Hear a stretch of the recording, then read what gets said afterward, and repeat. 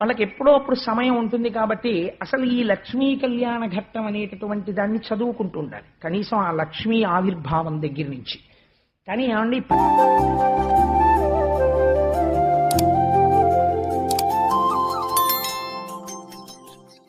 మీరు ఒక్క స్తోత్రం సంతోషంగా చేస్తే అమ్మ పరమ సంతోషంతో ఇలా చూస్తుంది. అది చూడగానే మీ కోరికలు తీరిపోతాయి. అంతే అంతే. అమ్మవారు చూడ్డానికి ఏం చేయాలి? అమ్మా అని ప్రీతిగా పిలవాలి, కాయిక కైంకర్యంగా పూజ చెయ్యాలి, కనకధారా స్తోత్రాన్ని అనుసంధానం చెయ్యాలి. సరే, ఇంత అద్భుతంగా పాలేటి రాసకన్య, ఎంత గొప్ప మాట అన్నారో చూడండి. ఆ పాల సముద్రం అనబడేటటువంటి రాజు యొక్క కూతురైనటువంటి లక్ష్మీదేవిని పొంది శ్రీమన్నారాయణుడు తరించాడు, కన్యాదానం చేసి సముద్రుడు తరించాడు, అమ్మవారి యొక్క అనుగ్రహాన్ని పొంది ఇంద్రుడు తరించాడు. ఇప్పుడు ఇంద్రుడికి రాజ్యం రాబోతోంది, రాక్షసులకి వచ్చిన రాజ్యం జారిపోబోతోంది. కీడు ఎలా తోచింది? కీడుకి ఫలితమేమి? మీరు విందురుగని కీడుకి ఐశ్వర్యం పోయే ముందు మొదట ఏముంటుందో తెలుసా అండి?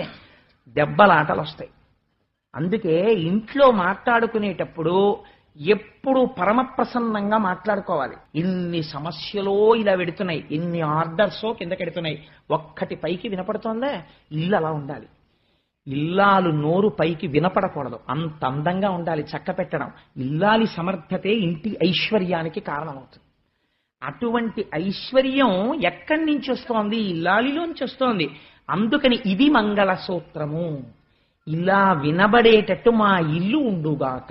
ఇంట్లో అరుపులు కేకలు, లేచిన దగ్గర నుంచి దెబ్బలాట్లు కేకలు, పిల్లలు తండ్రి మీద, తండ్రి పిల్లల మీద, వాడు ఈ ఛానల్ పెడతాడని వీడు ఈ ఛానల్ పెడతాడని రిమోట్ కంట్రోల్ విసిరేసి, ఈయన కాఫీ విసిరేసి, ఆవిడేమో స్టవ్ ఆర్పేసి పని పిల్ల మీద కేకలేసేసి, పని వాళ్ళు యజమాని మీద కేకలేసేసి, నా అల్లరి, దీనికి తోడు ఇంట్లో జంతువులు, ఇదంతా కూడా పెరిగిపోయాయి అనుకోండి.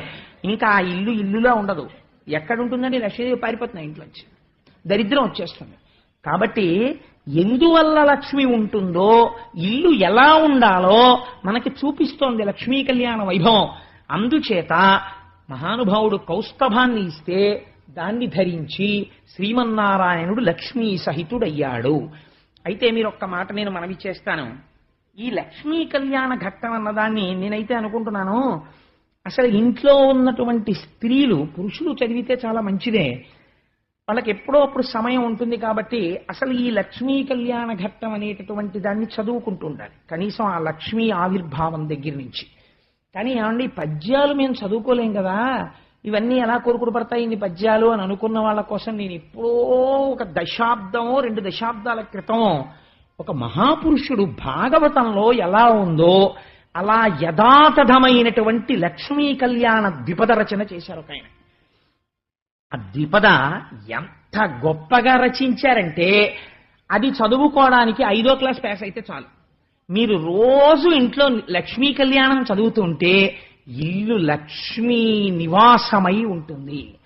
పాలసముద్రంలోంచి పుట్టినటువంటి లక్ష్మీదేవిని చూడగానే మరులు పొంది మధువుకై మచ్చికలట్లు తేనె కోసం ఈగలు వారినట్టు లక్ష్మీదేవి వంక చూస్తుంటే తాను మాత్రం శ్రీమన్నారాయణుని మెడలో వరమాల వేసిన లక్ష్మీదేవి యొక్క కళ్యాణ ఘట్టాన్ని ఎవరు చదువుతున్నారో వారికి సకల పాపహరంబు సంపత్కరంబు, వారికి పాపములు పోయి సంపత్తి కలుగుతోంది. ఘనమందరాద్రిని కవ్వంబుగాను వాసుకిత్రాడుగా వరలంగ చేసి అమృతంబు కాంక్షించి అసురులు సురలు చిలుకంగ చిలుకంగ క్షీరసాగరము పరమపావనమైన బారసినాడు మెలుగారు తొలకరి మెరుపుల తిప్ప ఒయ్యారముల లప్ప ఒప్పుల కుప్ప చిన్నారి పొన్నారి శ్రీ మహాదేవి అష్టదళాబ్జమందావిర్భవించే. మీకు అర్థమవుతోంది అనుకుంటున్నాను. పాలసముద్రంలో మందరగిరికి వాసుకిని పెట్టి తిప్పుతుంటే అందులోంచి అష్టదళ పద్మంలోంచి లక్ష్మీదేవి ఆవిర్భవించింది. నింగిని తాకెడు నిద్దంపుటలలు తూగుటుయ్యాలలై తుంపెసలారా బాలతా నటుతూగ పద్మమ్ము ఛాయ కన్నెతా నిటుతూగ కలువ పూచాయ అటు తూగి ఇటు తూగి అపరంజి ముద్ద వీక్షించుచుండగా వెదురు మోసట్లు పెరిగి పిండిలి ఈడు పిల్లయ్యనంతా. ఆ తల్లి పుట్టగానే పాలసముద్రంలో కెరటాలు ఇలా ఇలా వెడుతుంటే ఉయ్యాలలో ఊగుతున్నట్టుగా ఊగుతోందిట.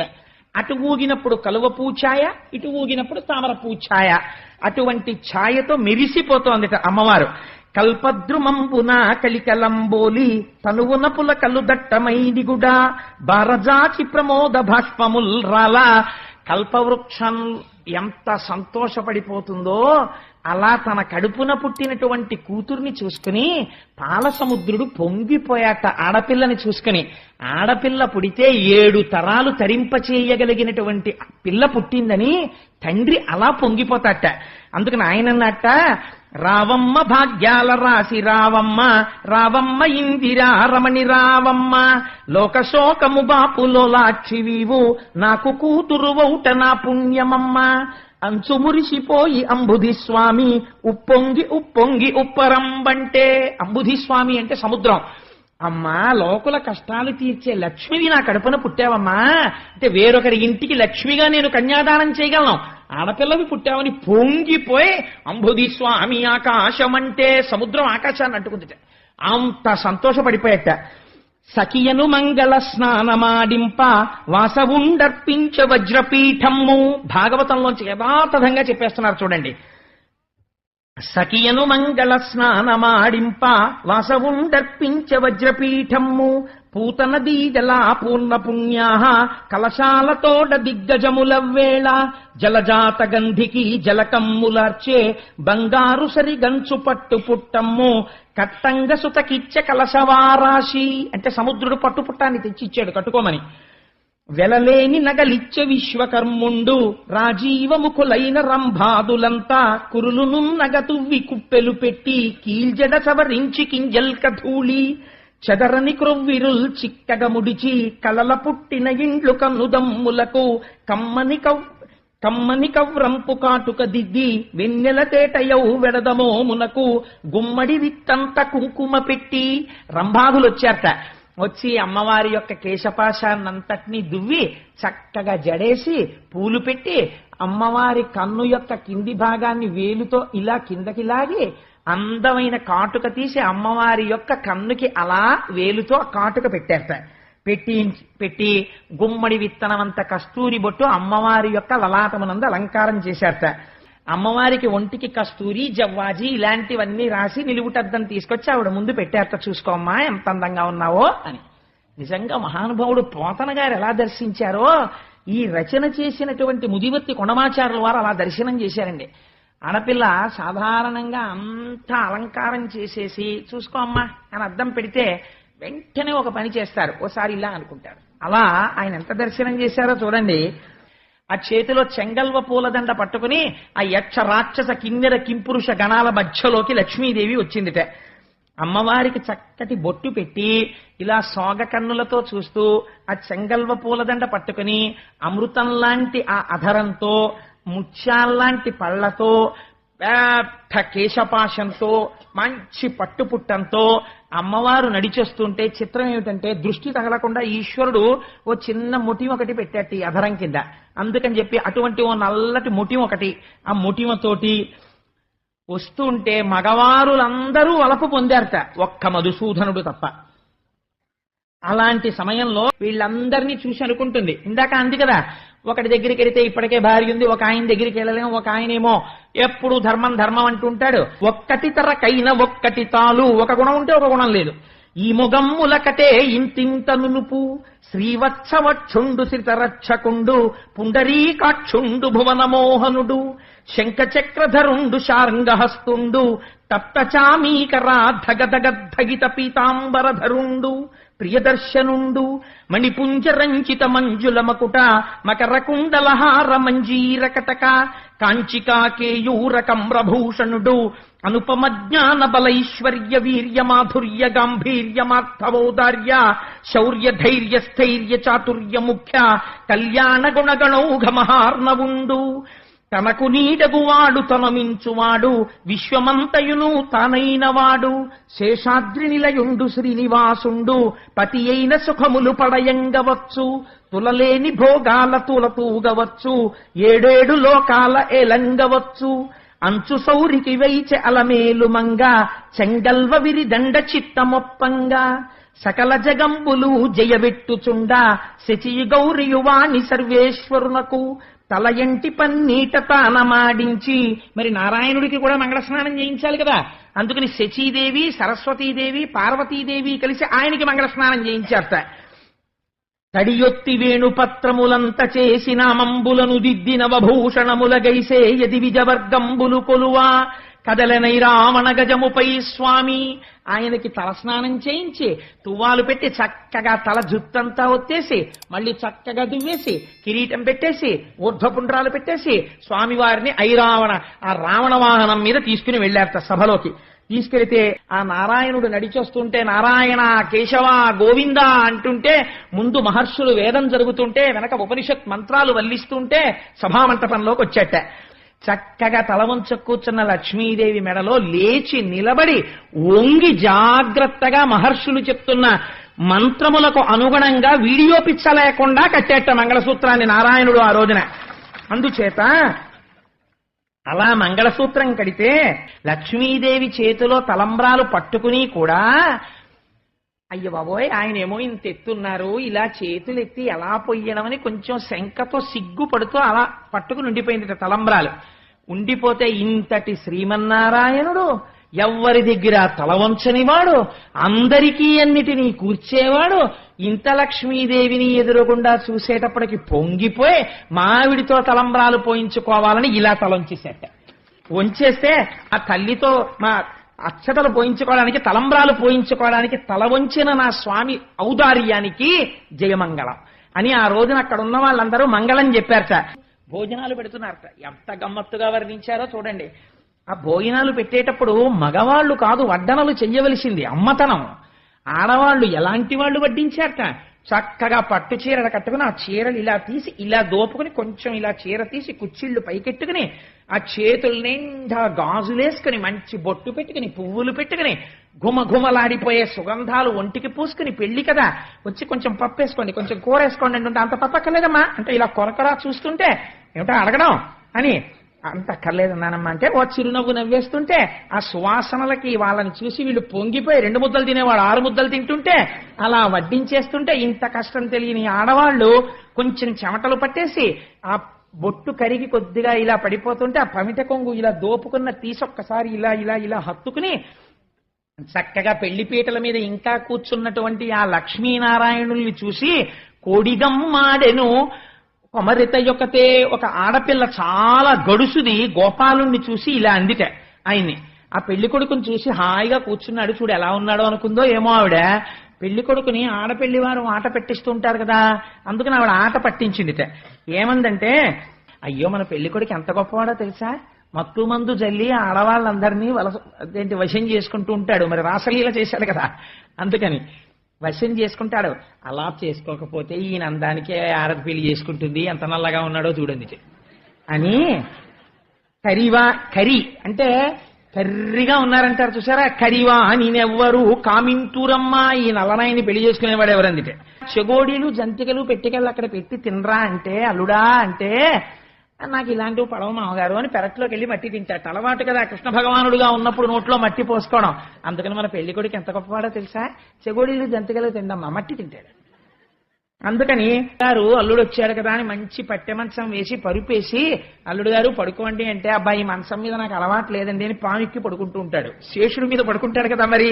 అందుకని మంచి ఏనుగుని తీసుకొచ్చి అంబారీ ఏనుగు అక్కడ పెట్టి అయ్యా పెళ్లి కొడుకు గారు అల్లుడు గారు ఏనుగు ఎక్కి మా అమ్మాయితో కలిసి అలా పురవీధుల్లో తిరిగి రండి అంటే అబ్బెబ్బే నాకు ఏనుగు ఎందుకండి అని ఓ బొల్లిగద్దనెక్కి తిరుగుతుంటాడు. అంటే గరుత్మంతుడి మీద ఎక్కి తిరుగుతుంటాడని. అయ్యా పోన్లేండి గుణాలు ఇంత గొప్పవైతేనే పిల్లాడు అందంగా ఉంటాడు అనుకుంటారేమో. అసలు తామర పువ్వులు పుట్టడానికి స్థానమైనది ఎంత బాగుంటుందో మా పెళ్లి కొడుకు అంత రంగులో ఉంటాడు. అంటే బురద నల్లగా ఉంటుంది కదండి, తామర పువ్వు పుట్టే బురద నల్లగా ఉంటుంది అందుకని అంత నల్లగా ఉంటాడు పెళ్లి కొడుకని. అందుకని అంటూ ముట్టుకోకండి అంటుంటారు కదా అలా మన పిల్ల చూస్తే అంత ఎర్రగా ఉంటుంది, అంత మంచి పట్టు పుట్టం కట్టుకుని అన్ని హారాలు వేసుకుంటుంది. మన పెళ్లి కొడుకు చూడు లోపల బయట కూడా ఎంత గొప్పవాడు. అందుకని ఈ అంటు మన పిల్లకి అంటుకుంటుందో ఏమిటో. ఈ అంటు మన పిల్లకి అంటుకోకుండా ఉండాలంటే మరి పిల్లని చేసేసుకున్నాడు తామర సిరిగలవాడు ఇప్పుడు. అందుకని ఈయనకి కొంచెం శుద్ధి చేద్దాం. ఏం చేస్తారో తెలుసా, మీ అందరూ వడ్డనా పిల్ల రండి అని నల్లేరు తీసుకురండి, పెళ్లి కొడుకోసారి మనందరం నలుగు పెడదాం, కందనీరు తీసుకొస్తే కడిగేద్దాం ఆయన్ని, గంధకం బాగా పేస్టులా చేసి ఈయనకి పోద్దాం, పూస్తే ఈ నలుపు విరిగిపోతుంది, వాడవాడలా తిప్పి వదిలేద్దాం. అంటే పెళ్లిళ్లలో సరదాగా ఉంటాయి కానీ ఒక చిన్న సరదా హాస్యం ఆడింది. ఆడితే ఈయన తరపున మాట్లాడే వాళ్ళు ఉండద్దండి, అందరూ అమ్మవారి తరపున ఉన్నారు అక్కడ. ఉండవలసిన ఆవిడే ఉంది ఆయనకి, మాట్లాడడానికి ఎవరు? నారాయణి. ఆయన ఎలా ఉంటాడో ఆవిడ అలా ఉంటుంది. ఆవిడ పరమశివుని భార్య, ఇప్పుడు చెల్లెలు. పెళ్లి కొడుకు పీటల మీద కూర్చున్న దగ్గర నుంచి ఆడపిల్లలు ఇలా వెనకాతలే ఉంటారు. వాళ్ళు అలా పుట్టినందుకు ఎంత పొంగిపోతారో, మా తమ్ముడు అని. ఉత్తప్పుడేమో నాకు తెలియదు కానీ వాళ్ళ ప్రేమ అటువంటిది, నేను కాదన్న. కానీ ఇలా కొంచెం చుక్క చెరిగిపోతే ఇలా చుక్క సర్దేస్తారు, ఇలా జుట్టు సర్దేస్తారు, ఆ జీలకర్ర బెల్లం ఇలా అంటుకుపోతే ఇలా ఇలా మళ్ళీ సర్దేస్తుంటారు. ఎంత సంతోషమో మా అన్నదమ్ముడని వాళ్ళకి. ఆయన అలా అంటే ఊరుకుంటుందా అక్క చెల్లెలు? ఆ మాట లాలించి హరుపట్టు మహిషి మాధవు చెలియ ఆమడతికిట్లాడే. హరుపట్ట మహిషి అంటే పరమశివుడి భార్య పార్వతీదేవి. ఆవిడొచ్చిందిట. ఏమన్నావమ్మా? మా తమ్ముడు అంత నల్లగా ఉన్నాడా, అన్ని గుణాలు లేనివాడా?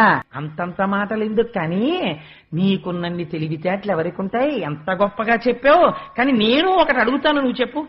పెళ్లి కొడుకు నల్లగా ఉన్నాడు, పెళ్లి కూతురు ఎర్రగా ఉందని పెద్ద గొప్పలుగా పోతున్నావు కదా ఎరుపు చూసుకుని. నేను అడుగుతాను, ఒక మాట చెప్పు. కందిరీగా ఎర్రగా ఉంటుంది, ఎంత బాగుందో అని ముట్టుకుంటే కుడుతుంది. కాకినోరు ఎర్రగా ఉంది కదా అని చూస్తే అన్నిటినీ తింటుంది, దానికి ఏది వదిలిపెట్టవలసింది లేదు. కాకినోరు ఎరుపే, కందిరీగా ఎరుపే, నల్లటి కలువ నలుపే, కస్తూరి నలుపే. కానీ ఆ రెండింటికి ఉన్న అందం ఈ రెండింటికి ఉందా? ఎర్రగా ఉంది, మీ పిల్లని పొంగిపోతున్నావు. నారాయణ తత్వం చల్లతనం అంతా నలుపులో ఉందమ్మా, నీకేం తెలుసు నలుపుకున్న నాణ్యం అని. ఈ రెండు రంగుల్లో అసలు ఏ రంగు గొప్పది? నలుపా ఎరుపా? మా పిల్లెరుపు అని గొప్ప అయిపోతాయంటే, మా పెళ్లి కొడుకు నల్లగా ఉన్న వాడే అసలు నిజమైన నాణ్యమైన వాడు అంది అమ్మవారు. అంటే సొడ్డు వేయుట కాదు సూటిగా చెప్పు. సొడ్డు వేసేయడం అని చిన్నత, ఎంత గొప్ప మాట అండి అది, తెలుగు నుడికారం. పిల్లల్ని ఎవరు గబగబా తింటారో అంటే ముందు సొట్టేసేయాలి, అంటే గబూవ తినేసి నోటి నిండా కుక్కేస్తానే, అమ్మా నేను సొట్టేసేసానంటారు. సొట్టేసానంటే గెలిచేశానని బుట్టి కంచం మీద చెయ్యడతాడు. అలా సొడ్డు వేయుట కాదు నిజమునే పల్కు. ఏదో చెప్పేశానని చెప్పడం కాదు, ఇక్కడి నుంచి నిజం చెప్పు. అలా నల్లగా ఉండడంలో చల్లతనం ఉందా, ఇలా ఎర్రగా ఉండడంలో మిడిసిపాటు ఉందా? ఏది గొప్ప? ఎరుపు కాదు నలుపే గొప్ప. మా అబ్బాయే గొప్ప, మా తమ్ముడే గొప్ప. ఎంత గొప్పగా వాదించిందో చూడండి నారాయణి. ఏమిటో తామర పువ్వు అంటున్నావు, మా అమ్మాయి తామర పువ్వులో పుట్టింది అంటున్నావు. ఒక్కసారి రేకులు విప్పి చూడు, ఎంత ఎర్ర తామరైనా, ఎంత తెల్ల తామరైనా, ఎంత నల్ల తామరైనా ఆ పెటల్స్ అంటే రేకులన్నీ ఉండే దగ్గర కొంచెం నీలివర్ణం ఉంటుంది. అందుకని ఎంత తెల్లటి వాడికి కాస్త కాళ్ళు చేతులు నల్లగా ఉండకుండా ఉంటాయా? అసలు నీకో విషయం చెప్పనా? కన్ను ఎరుపెక్కకుండా నల్లగా ఉండడంలో కారుణ్యం ఉంది. కారుణ్యం అంతా మా స్వామి దగ్గరుంది కాబట్టే మీ అమ్మాయి అంతమందిని ఇలా చూసి లోపల బోల్డ్ అని ఆలోచించి వరమాల తీసుకొచ్చి ఆయన మెళ్ళో వేసి గుండెల్లో స్థానం కోరి ఆయన గుండెల మీద పడుకుని సంతోషపడిపోయింది. ఆ లక్ష్మీదేవి రసికత నీకేం తెలిసే పిల్ల, అంత గొప్పది మా మరదలు అంది. చూడండి ఎంత అందంగా కలుపుకుందో చూడండి మరదల్ని కూడాను. అంతేగాని దెబ్బలాట అన్నట్టు అనలేదు, ఎంత అందంగా మాట్లాడిందో చూడండి ఆవిడ. అది పార్వతీదేవి అంటే. అందుకని ఇప్పుడు మరి ఇలాంటి పిల్ల మీ పిల్లని తెలిసింది కదా, మరి ఇంత రసికురాలు కదా, అలాంటి పిల్లాడు కాకపోతే అంత ఇలా మొహం మీద చేతులు వేసేసుకుని వెళ్ళి మా అబ్బాయి మెళ్ళ మా తమ్ముడి మెళ్ళ ఎందుకు మాలేసిందో. అలాంటప్పుడు శపరలోచన అంటే తుమ్మిదల వంటి కన్నులున్నది. తుమ్మిద ఎలా తిరుగుతుందో అలా నారాయణుండి తనివి తీరకుండా పైనుంచి కిందకి చూసే అలవాటు ఉన్నది.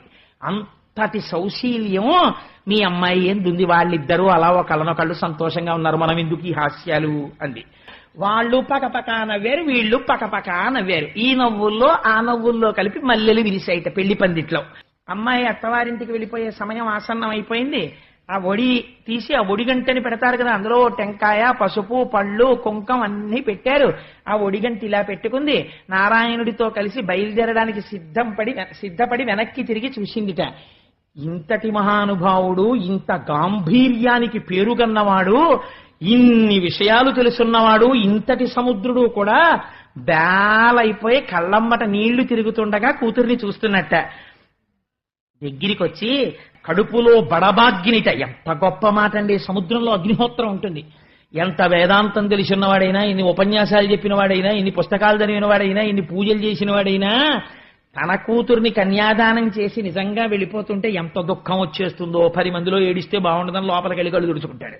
అందుకని కడుపులో బడబాగ్ని కన్నుల తన్నా, కళ్ళల్లోకి వచ్చి కళ్ళమ్మట నీళ్లు వస్తూ ఆ తల్లి బుగ్గలు పట్టుకుని శిరస్సు ఉంచి శిరస్సు మీద ముద్దు పెట్టుకుని ఆ బుగ్గలు నిమిరి కూతురుతో సముద్రుడు అన్నట్ట, ఆడపిల్లకి తండ్రి అవడం కన్నా ఒక మానై పుడితే మంచిదమ్మా. ఇంత తండ్రిని నాన్నగారండి నాన్నగారండి నాన్నగారండి అని ఇంట్లో తిరిగి అత్తవారింటికి వెళ్ళిపోతుంటే తట్టుకోలేమమ్మా అన్నట్టు సముద్రుడంతటి వాడు అని వీనుల నీ పాట వినిపించుచుండా. ఆడపిల్లలు ఇళ్లలో ఎప్పుడు ఏదో పాట పాడుతుంటారు. ఆడపిల్ల అత్తారింటికి వెళ్ళిపోతుంటే అలా ఎప్పుడు ఏదో పాట పాడుతుండేది, ఆ టీవీ పెడుతుండేది. ఎందుకమ్మా టీవీ అంటే కట్టేసి నాన్నగారండి మంచి పాట అండి నేను పాట పాడుతుండేది. ఆడపిల్ల దెబ్బలాడలేకపోయేవాళ్ళం. ఏదో ఓ పిచ్చి పాట ఒకటి పట్టుకుని ఇలా ఇలా ఇలా డాన్స్ చేస్తుంటే ఏమిటది ఆడపిల్ల పెద్దదాని అవుతున్నావు అలా డాన్స్లు అవి చేయకూడదు అని నాన్నగారంటే మళ్ళీ గమ్ముగా ఏం తెలియనట్టు ఊరుకుని ఆ ఆడపిల్ల యొక్క సౌశీల్యం జ్ఞాపకానికి వచ్చి ప్రతి తండ్రి ఈ మాట అంటాడు. ఆఖరి నోటి గుర్తు తెచ్చుకుంటాడు. పర్వాలేదులే హైదరాబాదేగా, ఎప్పుడు మూడు వస్తే అప్పుడు జనరల్ కంపార్ట్మెంట్ ఎక్కినా ఎక్కువ వచ్చేస్తాను, తెల్లారేటప్పటికీ నీ దగ్గర ఉంటానంటాడు. ఎందుకని కూతురు బాగా ప్రేమ పెంచుకున్నవాడు యోగ్యుడైన భర్తతో పాటు ఒకటి కోరుతుంటాడు. ఏమిటో తెలుసా అండి, ఇంత పిచ్చి పెంచుకున్న వాళ్ళు ఏ ఫారినో వెళ్ళిపోతారో ఏమిటో అంటుంటాడు. ఎందుకంటే తను వెళ్ళలేడని బెంగ. ఎంత పిచ్చి ప్రేమ ఉంటుందో చూడండి. తండ్రికి పైకి చెప్పుకోవడంతే తేడా. ఎంత బాగా ఆవిష్కరించారో అక్కడ ఉన్నటువంటి పుణ్యకామిలులైన వాళ్ళు అత్తవారింటికి ఎడుతున్న ఆడపిల్లకి మంచి మాటలు చెప్పారు అని. అమ్మా వెళ్ళిరా, 10 మంది నడిచిన బాటే బాట, ఎదురు తిరిగి మాట్లాడకు. అమ్మ నీకు తెలియని విషయాలున్నాయా, అయినా కూడా చెప్పకుండా ఉండలేక మంచి మాటలు చెప్పి ఆడవాళ్ళు వెళ్ళగానే ముందు మీ మరిదిని ఇంట్లోంచి పంపించేయడం మొదలుపెట్టు అని పిచ్చ మాటలు కాకుండా చక్కటి మాటలు చెప్పి ఆ తల్లికి అత్తవారింటికి పంపిస్తుంటే, నువ్వు అమ్మ నిన్ను మేము కనలేదు పెంచలేదు, కానీ పుట్టినంత మాత్రం చేత మాకే ఇలా ఉంటే ఆడపిల్లని కని పెంచి పెద్ద చేసి కన్యాదానం చేసేవాళ్ళు ఎంత గుండెల్లో బాధగా ఉంటారో. ఈ ఒక్క మాట రోజు ఇళ్లలో అర్థమై చదువుకుంటే ప్రతి ఇల్లు సౌభాగ్యంతో ఉంటుంది. అందుకని చిలుకలు ఎక్కడైనా పలుకులు పలికినా, కోయిల కూసినా మా అమ్మాయి ఇలాగే పాడుతుండేది, ఇంట్లో పిచ్చి తల్లి వెళ్ళిపోయింది పెళ్లి చేసుకుని అని గుర్తొస్తుంది. ఎక్కడైనా కోయిల పాట పాడితే ఇంట్లో ఇలాగే అస్తమానం కూల్ హాని అని ఏదో పిచ్చి పాట ఒకటి పాడుతుండేది పిల్ల అని. ఏం చేస్తోందో ఏమిటో ఏమీ తెలియదు, అమాయకత్వం దానికి. అది సంసారం ఏం చేస్తోందో, ఎలా చక్కదిద్దుకుంటోందో, ఈ పౌడర్ డబ్బా తీసి ఇలా పెట్టేసేదని వాళ్ళ అమ్మ రోజు దెబ్బలాడుతుండేది. ఆ స్టవ్ కడుతోందో కట్టట్లేదో అని వెంటనే సెల్లు తీసి ఓసారి కొట్టేసి అమ్మ కులసాగా ఉన్నావా అనేస్తాడు తండ్రి. అలా ఎంత మాట అన్నారో చూడండి. చిలుకలు పల్కిన చివురమావిళ్ళ కోయిలల్ కూసిన గుండెలెట్లాడు, పొగడ చెట్లకు వ్రేలు పూదొట్ల గన్నా నిమ్మలంబుగా ఎట్లు నిలుతుమే కన్నా.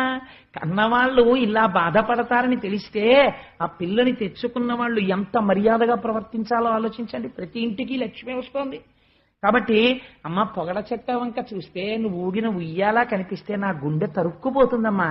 ఏమిటంటే అని తండ్రి అన్న తర్వాత, అమ్మా చక్కగా వెళ్ళిరా, వేదాంత విద్యుడమ్మా నీ భర్త, సంతోషంగా వెళ్ళిరా అని ఒక తల్లి కాటుక భరిని ఇచ్చిందిట.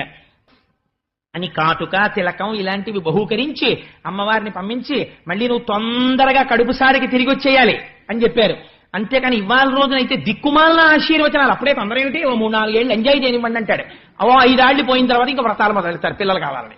మొదట ఆశీర్వచనం కాదనుకుంటే ఎక్కడి నుంచి వస్తాయి వైభవాలు? అందుకని దీనికి తోడు ఇవాళ ప్రపంచంలో ఇంకో కొత్త వెర్రి ఏమిటో తెలుసా అండి. ఆ వెర్రి పుట్టింటి వాళ్ళు ఒక పేరు పెడతారు ఆడపిల్లకి. ఆడపిల్లకి పేరు తల్లి తండ్రి కలిపి ఒకసారి నామకరణం చేశాక ఆ ఆడపిల్ల పేరు మార్చాలంటే మళ్ళీ ఎప్పుడు వస్తుందో తెలుసా అండి అధికారం? వివాహంలో తల్లిదండ్రులే ఒక క్రతువు చేసి పేరు మార్చాలి. అలా కాకుండా తల్లిదండ్రులు భగవత్ సంబంధమైన పేరు పెట్టి అత్తవారింటి వారు ఆ పేరు పెట్టి పిలవకుండా తల్లిదండ్రులు మార్చని పేరుతో అత్తవారింటి వాళ్ళు వాళ్ళకి ఇష్టమైన పిచ్చ పేరు ఏదో పెట్టి పిలవడం మొదలు పెడితే అమ్మవారి ఆగ్రహానికి గురవుతారు. వంశం ఆగుతుంది అక్కడ. అదొక పెద్ద దోషమై కూర్చుంటుంది శాస్త్రంలో. అలా పిలవకూడదు. పుట్టింటి వాళ్ళు ఏ పేరు పెట్టారో ఆ పేరు పెట్టి పిలవాలి అంతే. తప్పించి మళ్ళీ నేను పేరు మార్చేస్తానండి అనకూడదు. అలా మార్చాలంటే మామగారిని అడగాలి, మామగారు పెళ్లిలో మార్చాలి. ఆడపిల్లకి పెళ్లి మళ్ళీ పెళ్లి వరకు మార్చడానికి వీల్లేదు జ్యోతిష్ శాస్త్రంలో. మీరు కావాలంటే ప్రామాణిక గ్రంథాలు చూపిస్తాను నేను. అలా కుదరదు. అందుకని ఇష్టం వచ్చినట్టు మార్చి పిలవడాలు అలాంటి పిచ్చి పిచ్చి పనులు చేయకూడదు. శాస్త్ర మర్యాద తెలియకుండా ప్రవర్తిస్తుంటారు కొంతమంది. అందుకని ఆ తల్లి అత్తవారింటికి బయలుదేరుతూ తన స్నేహితులందరినీ పిలిచిందిట. పిలిచి మా నాన్నగారు సంతోషించేటట్టుగా మీరందరూ మా నాన్నగారి కళ్ళ ముందు ఆడుకోండి అని స్నేహితుల్ని పిలిచి చెప్పిందిట. నా పట్టుపట్టలు, నా జడ కుప్పీలు, నేను వేసుకున్నటువంటి ఆభరణాలు, నా పమిట కొంగులు అన్ని అదిగో అక్కడ ఉన్నాయి, ఇవన్నీ మీరు తీసుకుని ఆడుకోండి. ఆడుకుంటూ మా నాన్నగారి కళ్ళ ముందు ఆడుకుంటూ అప్పుడప్పుడు నన్ను తలుచుకోండి, మా నాన్నగారు సంతోషిస్తారు అని అప్పుడప్పుడు ఒకసారి మా లక్ష్మి లాగే ఆడేది అంటూ ఉండండి, మా నాన్నగారు సంతోషిస్తారు విని. ఆ తల్లి అందలం ఎక్కి బయలుదేరి భర్తని చేకుని శ్రీ వెంకటాచలపతి యొక్క వక్షస్థలాన్ని చేరుకుంది. అందుకే ఆనాటి నుంచి ఈనాటి వరకు మనం వెంకటాచలంలోకి వెళ్ళగానే ఆ గర్భాలయం లోపలికి వెళ్లి గుడి దగ్గరికి వెళ్ళగానే ఆ పంపు గొట్టంలోంచి వస్తున్న నీళ్లలో కాళ్లు గడిగేసుకుని గడప దాటి అటు ఇటు శంఖనిధి పద్మనిధికి నమస్కారం చేసి గడప దాటి కుడికాలు లోపల పెట్టి ఇలా కుడి చేతి వైపుకి పై ఎత్తి చూడగానే అయ్యవారి గడ్డానికి కొట్టుకున్న గుణపాన్ని చూసి ఒక నమస్కారం చేసుకుని 2 అడుగులు ముందుకెయ్యగానే ఆ మంటపాన్ని కట్టినటువంటి వారి యొక్క మూర్తులను చూసి ఒక్క 4 అడుగులు అలా ముందుకు నడుస్తుంటే ఆ పక్కనే రంగనాయకుల మంటపం, అక్కడే తులాభారం, అది దాటగానే రాజా తోడరముళ్ళు పితాబీబీ వాళ్ళ అమ్మగారు వాళ్ళ యొక్క విగ్రహాల్ని చూసి వాళ్ళు ఇలా నమస్కారం పెడుతూ గడ్డాలతో ఆ ఇత్తడి మూర్తులు, బ్రహ్మాండమైన ధ్వజస్తంభం, దానికి కట్టిన దర్భలు, ఈశాన్య దిక్కున ఆ క్షేత్రపాలకుని యొక్క శిల, అది దాటి ఆ పెద్ద గడప దాటి లోపలికి దిగగానే ఎదురుగుండా అద్దాల పేటికలో రంగనాయకుడు ఇలా పడుకుని ఉన్నటువంటి శ్రీరంగనాయకుడు,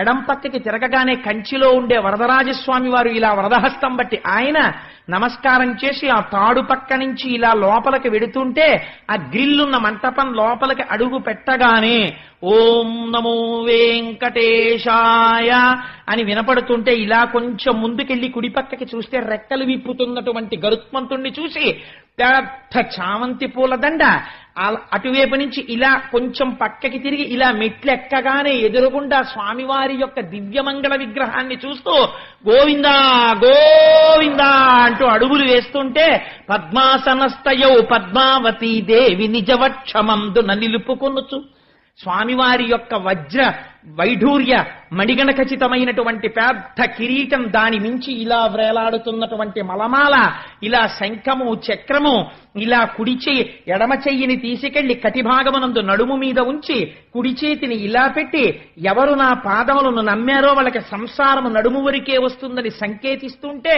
స్వామివారి అందమైన పాదాలు, దాని మీద బంగారు తొడుగులు, ఆ పైన పూజ చేసినటువంటి తులసి పత్రి, బలిష్టమైన కాళ్ళు, పెద్ద అంచుతో పట్టుపంచ, పాదాలకి కింద ఉన్నటువంటి మణినూపురములు, మోకాళ్ల దగ్గర ఉన్నటువంటి పెద్ద పెద్ద ఆ కంకణాల్లాంటి మంజీరములు, ఆ బలిష్టమైనటువంటి తొడలు, ఇక్కడ వ్రేలాడుతున్నటువంటి నందక ఖడ్గం, స్వామివారి మెడలో వేసుకున్నటువంటి ఆ పెద్ద మనం అందరం కూడా తెల్లవారి లేస్తే పూజిస్తుంటామే సాలగ్రామాలు, ఆ సాలగ్రామాల మాల అయ్యవారి వక్షస్థలంలో ఇటు అటు శ్రీదేవి భూదేవి పూలతో అలంకారం చేయబడి ఉంటే చక్కటి కంఠం, చిన్ని గడ్డం, దానికి అలదినటువంటి గంధం, సున్నాలా ఉన్నటువంటి చిన్ని మూతి, సంపంగి లాంటి సూది ముక్కు, ఊర్ధ్వపుండ్రాలు పెట్టుకుని దయా స్వరూపంతో అందరి మనస్సుల్లోకి ప్రవేశించి చూసేటటువంటి కన్నులు, సన్నటి నడుము,